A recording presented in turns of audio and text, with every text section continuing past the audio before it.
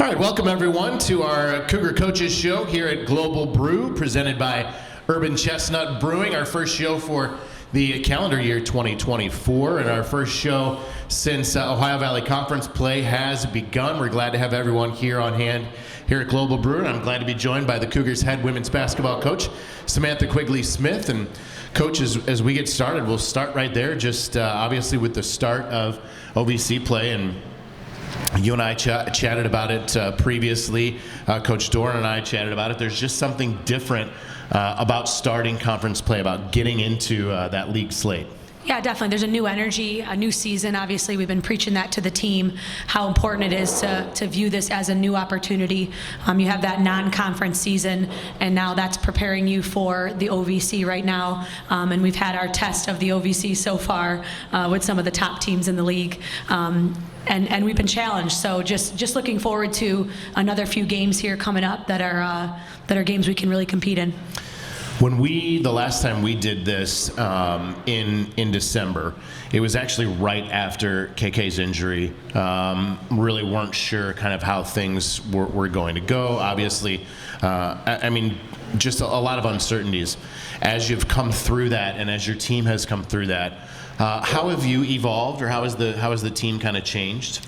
Yeah, I think we're still learning how to play without her a little bit. She was so much a part of both sides of the basketball, and obviously more primarily the scoring side of the basketball. But we're learning to jive a little bit better.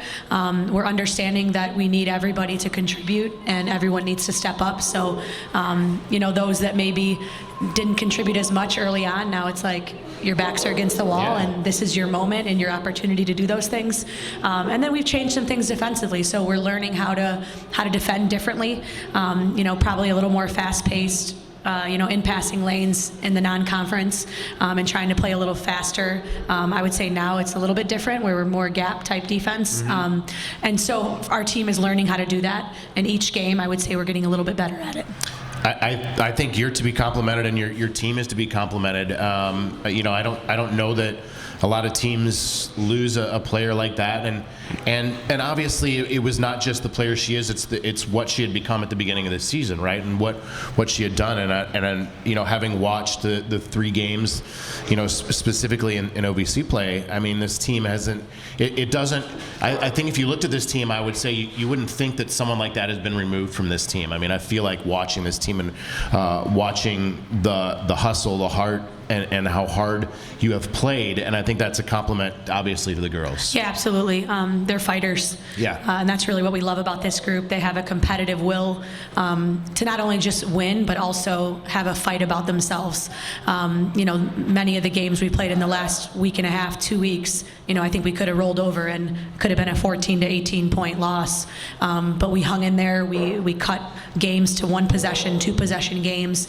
And now just learning to get over that hump. I think it takes 1 game for that to happen, and things could change. Let's talk a little bit about the first couple of games. The Eastern Illinois, Western Illinois swing, both teams obviously coming to Edwardsville. You get 26 from Sophie Lois against EIU. You get 14 from Molly Sheehan. You get 11 from Macy Sylvie, who, by the way, we'll visit with Macy Sylvie coming up in our second segment. But tell me a little bit about that Eastern Illinois game, a game obviously that got away towards the end. Yeah, just the balance in scoring we obviously really needed. And we had I would say a really good cushion and lead going into the fourth.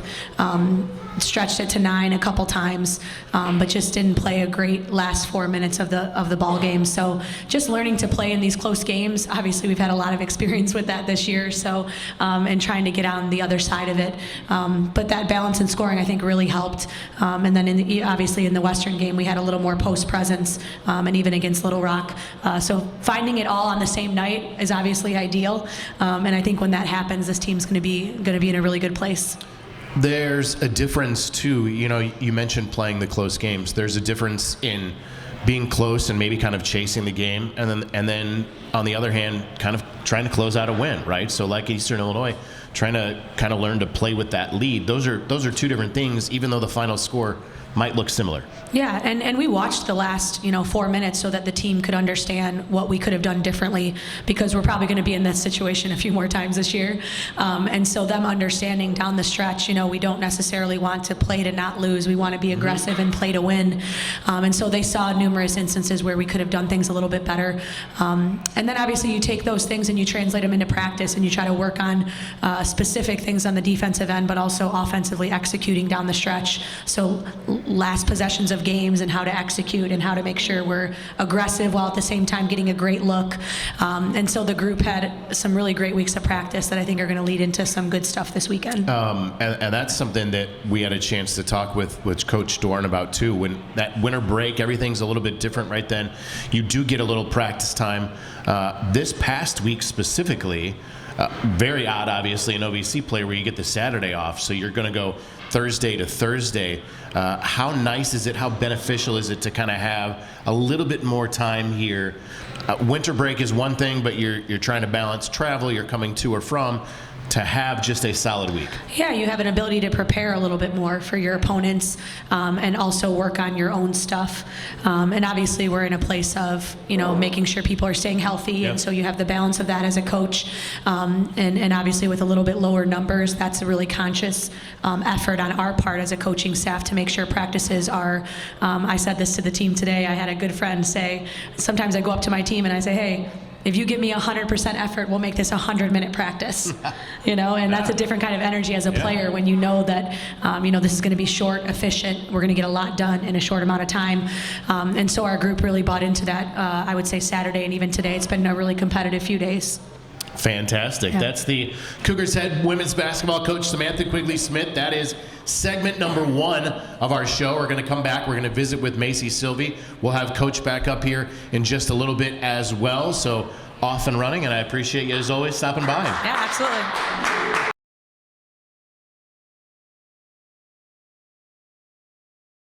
All right, welcome back. Segment number 2. Like this, I'm going to have to get one of those signs that flash applause so our audience knows when to applaud. But you can welcome to the other microphone sophomore Macy Sylvie from right here in Edwardsville, Illinois. So thank you, first of all, for joining us, for coming out. You're the second student athlete we've had a chance to feature here on the shows. We're going to do this a little bit more often, so folks are aware. We're going to hopefully feature a student athlete most of our shows. Otherwise, we may feature some assistant coaches as well. But tonight we are fortunate to have Macy with us here. And being from Edwardsville, going to school in Edwardsville, and then deciding to go to college in Edwardsville, that is not always a given. I think that sometimes people forget when you go off to college, sometimes you want to go off to college. So what made you decide, yes, staying in Edwardsville was important and was what you wanted to do?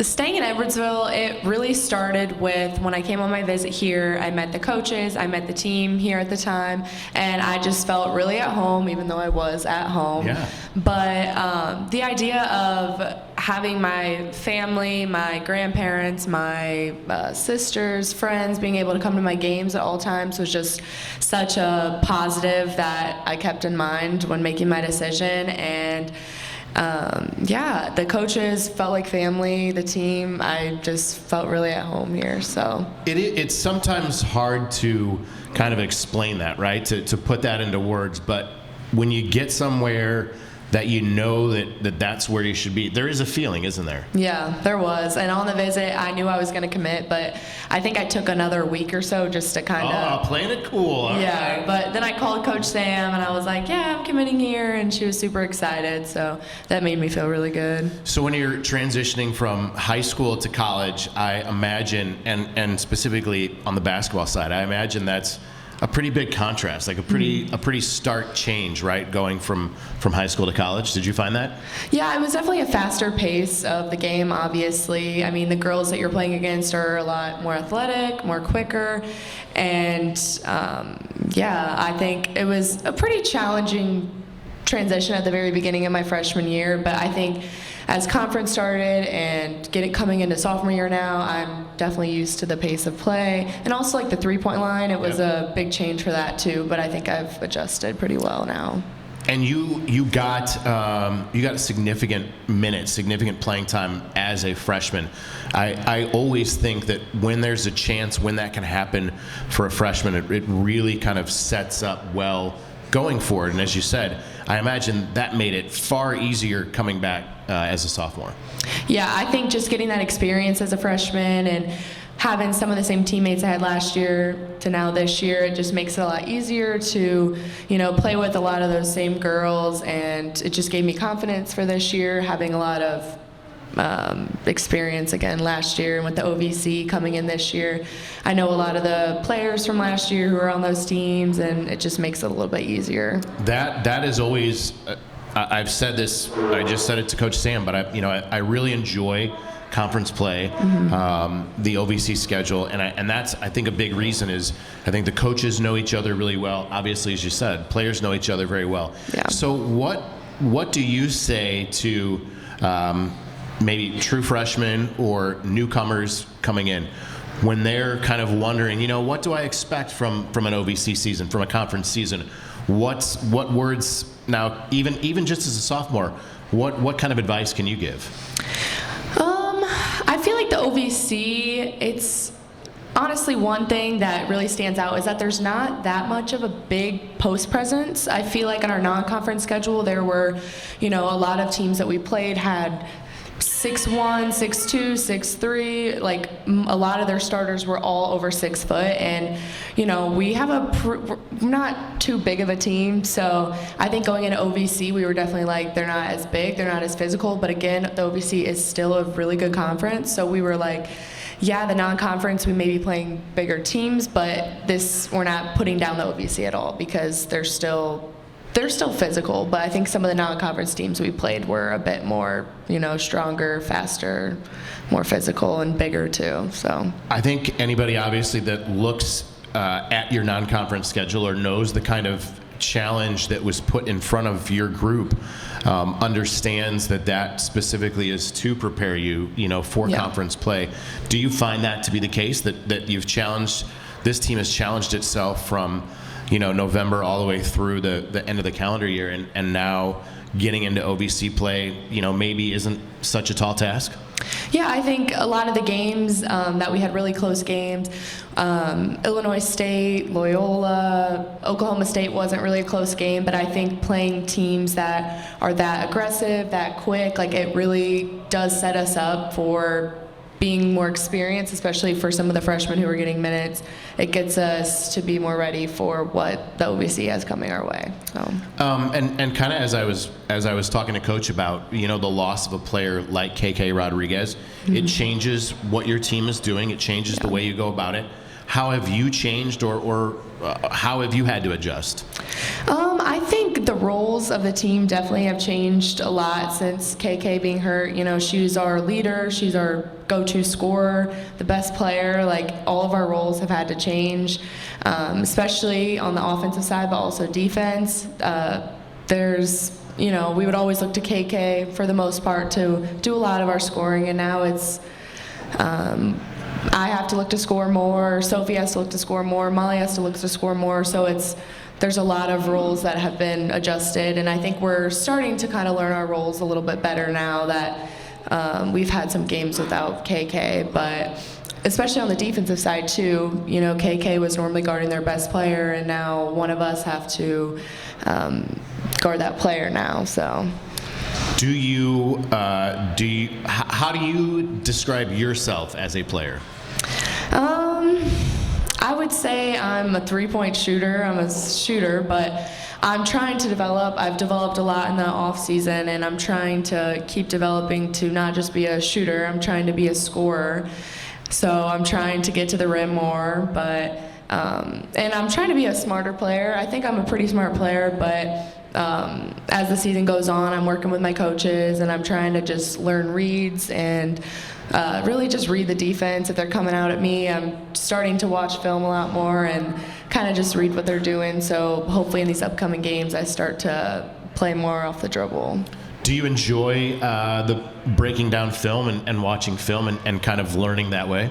Yeah, I watch film a lot with my coaches, and then I just watched film yesterday with one of my teammates who's injured right now, but we were kind of just looking at the film from Little Rock. I didn't have the best game, but we were kind of just watching shot selections that I took and shots that probably weren't the best option. I could have, driven in, got a better look, or made an open shot for my teammate. But I really enjoy watching film. I think it sets me up for success for the next games and practices. I think it's interesting. You mentioned you were watching film with currently a player who is injured, not playing. Mm-hmm. Do you feel like they maybe have a little bit of a different perspective because they weren't playing in that game? Yeah, so she's been out for a lot of the season, but I really see her as like a leader on our team, and I think she's looking out for all of our teammates. So I think she has a really good perspective because she's on the bench. She's a player, but last year she was kind of like a coach on her old team, and so I really respect her and I respect her opinions, and so I'm gonna start watching more film with her. But yeah, I just really like the way she views the game. Yeah, so. No, that's really fascinating because I think as I've talked to players, that's the thing. You just kind of have to find either the way that you like to prepare or the way that somebody can help you prepare, and I think that's really cool. Yeah. So a couple of games this week for the Cougars: Southern Indiana and Morehead State. Good luck to you. Good luck to your Cougars, and thank you so much for taking some time. Thank you. That is sophomore Macy Sylvie with us here. We'll come back. We'll have just a few more minutes with Coach Sam right after this. Immerse yourself in academic excellence. Take comfort in welcome surroundings. Revel in exhilarating events. Discover invaluable educational experiences at a value rivaled by few. Southern Illinois University Edwardsville. The right place, the right people, so you can own tomorrow. Take your first steps to a promising future at SIUE. All right, back for segment number 3 of our Cougar Coaches show. Back with our Cougars head coach, Samantha Quigley-Smith, and we thank Macy Sylvie for stopping by and chatting.